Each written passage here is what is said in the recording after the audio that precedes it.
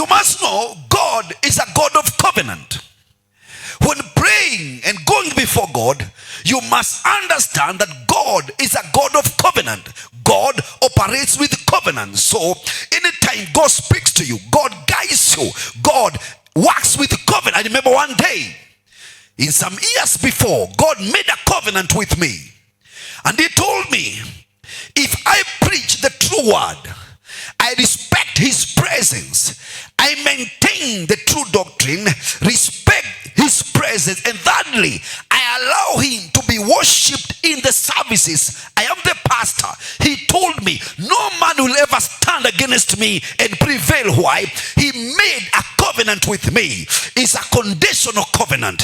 If I preach the true doctrine, if I respect his presence, if I allow him to be worshipped well in the service, I'm the pastor. He told me, no man will ever stand against me and prosper or prevail. Why? God is a God of covenant. God makes covenants with men.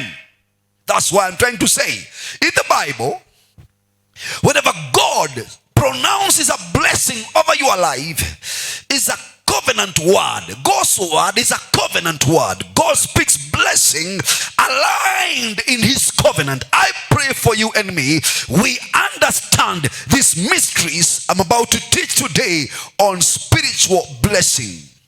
You must know again, before I go deeper on this, that the things of the spirit control physical things.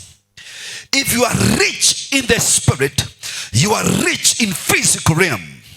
If you are poor in the spirit, you are poor in the spiritual realm.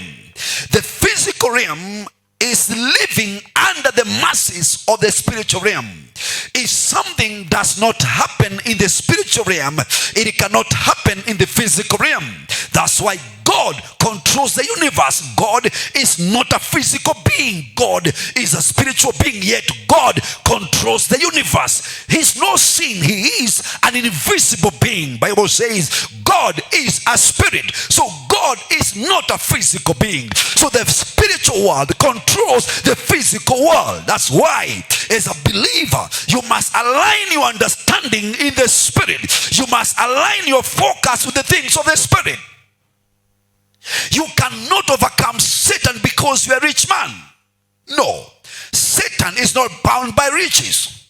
Satan cannot be overcome because you are a billionaire. You can only overcome Satan if you are well in your spirit. I pray for you, God to empower you in your spirit. God to make you discover, unless you know the things of the spirit, you cannot conquer in this life. My prayer, as I begin to teach today, that the Spirit of the Lord will guide you and guide me. Remember, Paul has said that God the Father has blessed me and you with all spiritual blessings in the heavenly. I've said the word heavenly means spiritual realm, or even the place of spiritual activity. My prayer for you and for me is, for so long the church, they respect the riches which are material. In the church, if you have a V8, we honor and respect you. Why? We term having a V8 as great riches. I've come to tell you today, it doesn't matter how someone defines this. It is better to be rich in the spirit than to be rich in the physical thing. That's why the book of First Kings 17, Elijah the Tishbite, wearing camel's leather, amevaa ngozi ya ngamia, he was able to control the rain for 3.5 years. Why? This man was powerful in the spirit. In the book of 1st, 2nd Kings again, Elisha is able to control an army. Why? Elisha is powerful in the spirit.